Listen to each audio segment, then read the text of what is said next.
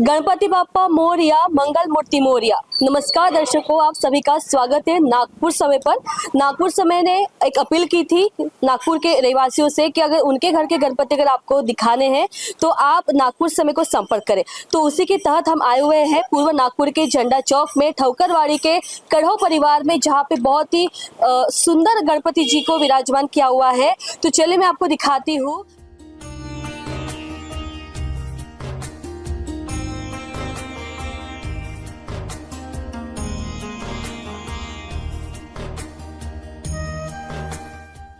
करूँ तो कढ़ो परिवार बहुत सालों से जो है गणेश मूर्ति की स्थापना करते आ रहे हैं, और पहले जो थे घर के जो मुखिया थे वो करते थे।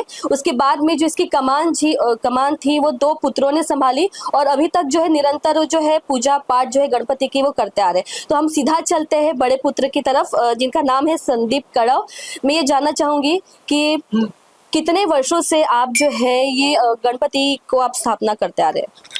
लगभग 14 साल हो गए अभी। इसका इतिहास ऐसा है कि बचपन से इच्छा थी कि गणपति जी घर में रहे, घर में आए।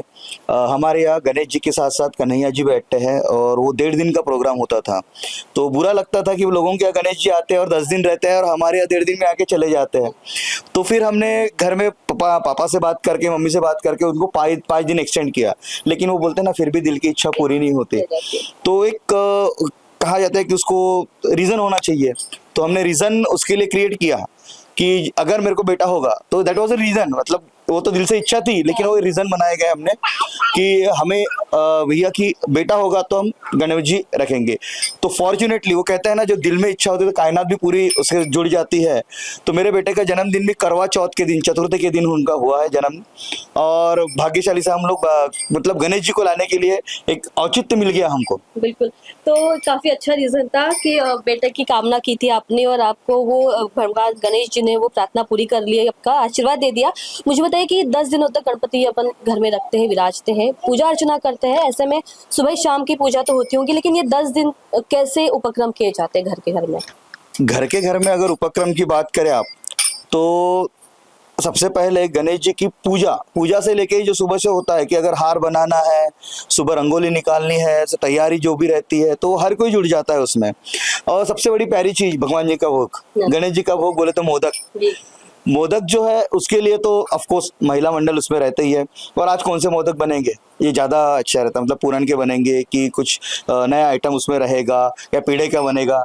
तो एक लड्डू, एक गणेश जी का जो और भोग होता है, तो इस तरह से उसमें एक जुड़े रहते हैं। हमारे यहाँ भजन आप देख ही रहे, सभी लोग आए हुए हैं, मंडली आई हुई है, और बाकी लोग आने के हैं।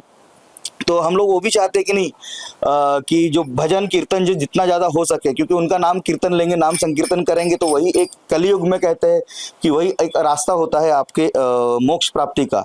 तो वही एक चीज है। और मोदक के बारे में कहना चाहूंगा, तो मोदक तो उनका प्रिय है, तो मोदक का अर्थ भी बहुत प्यारा है। अगर आप परमिशन देंगे तो बोलना चाहूंगा मैं। बिल्कुल, परमिशन की कोई जरूरत ही नहीं है। हम सब दर्शक जानना चाहते हैं कि मोदक का क्या अर्थ है। मोदक ये संस्कृत वर्ड है, देखा जाए तो मोद और अक, ऐसा ये संधि हुआ है। इसका विग्रह करेंगे, मोद का अर्थ होता है आनंद, अक का होता है अमर, मतलब जो आनंद अमर है, जो किसी खत्म नहीं हो सकता, वो कहना है वो मोदक है। जो भगवान जी का प्रसाद है, प्रसाद पे आपको मिलता है मोदक, मतलब अमर आनंद। तो काफी अच्छा इसका अर्थ है। एक और बात मैं पूछना चाहती हूँ, हमेशा एक जहन में आता है, और मेरे जैसे से बहुत से दर्शक होंगे जिनके जहन में ऐसा आता होगा कि हम गणपति जो है उनकी जो सूंड है वो दाएं तरफ है, तो इसके पीछे का क्या अर्थ है? दाएं तरफ और बाई तरफ गणेश जी जो है, अगर बाई सूंड के रहे तो उनकी पूजा वो सबसे कठिन मानी जाती है। जैसे अगर सोहड़ा पहना, जैसे आपने देखे मैं सोहड़ा पहना हूँ, तो सोहड़ा पहनना और उनकी पूजा में बाकी चीज मतलब प्रॉपर रहना चाहिए, दुर्वा से लेके हर चीज उनकी प्रॉपर रहना चाहिए। तो उस चीज को अगर वो दाई सूंड मतलब लेफ्ट सूंड में रहता है, तो उसमें वो बंधन नहीं रहता। हालांकि भगवान एक ही है, लेकिन उनकी जो स्थिति रहती है, स्थिति के हिसाब से वो पूजा होती है। इसीलिए लेफ्ट सोंड में हमेशा आप देखोगे हर जगह पूजा, उसको आप उठा सकते हो, हिला सकते हो, सारी चीजें हो सकती है, तो लेफ्ट साइड में उनकी सोंड मिलेगी आपको। बिल्कुल, धन्यवाद संदीप जी, आपने काफी अच्छी तरीके से जानकारी दी है। गणेश उत्सव का पर्व जहां श्रद्धा और भक्ति का प्रतीक होता है, वहीं नागपुर के कड़ो परिवार ने इस पर्व को एक आध्यात्मिक उत्सव में बदल दिया। पिछले 14 वर्षों से यह परिवार धूमधाम से बाप्पा का आगमन करता है और 10 दिनों तक भक्ति में लीन हो जाता है। कड़ो बंधुओं द्वारा गाए गए भजनों ने ऐसा वातावरण रचा है कि हर कोई भक्ति में लीन हो गया।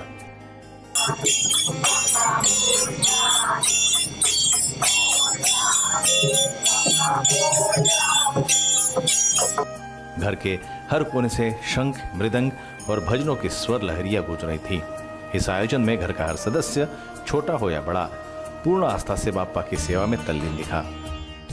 महिलाओं की भजन मंडली ने हर दिन विशेष भजनों से माहौल में भक्ति रस घोला।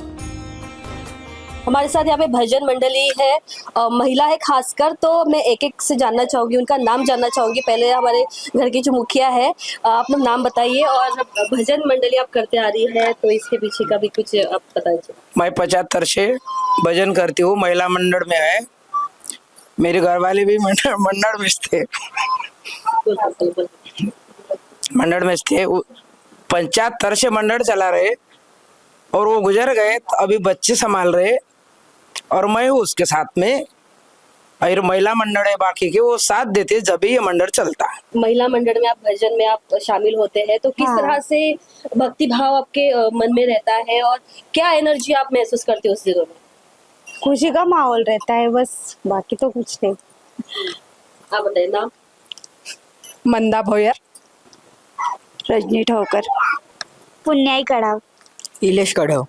बाप्पा की सुंदर मूर्ति और आकर्षक डेकोरेशन हर किसी का मन मोह लिया। विशेष रूप से नागपुर समय को इस पावन अवसर पर कड़ो परिवार द्वारा आमंत्रित किया गया था, ताकि इस भक्ति रस से परिपूर्ण आयोजन को जन जन तक पहुंचाया जा सके।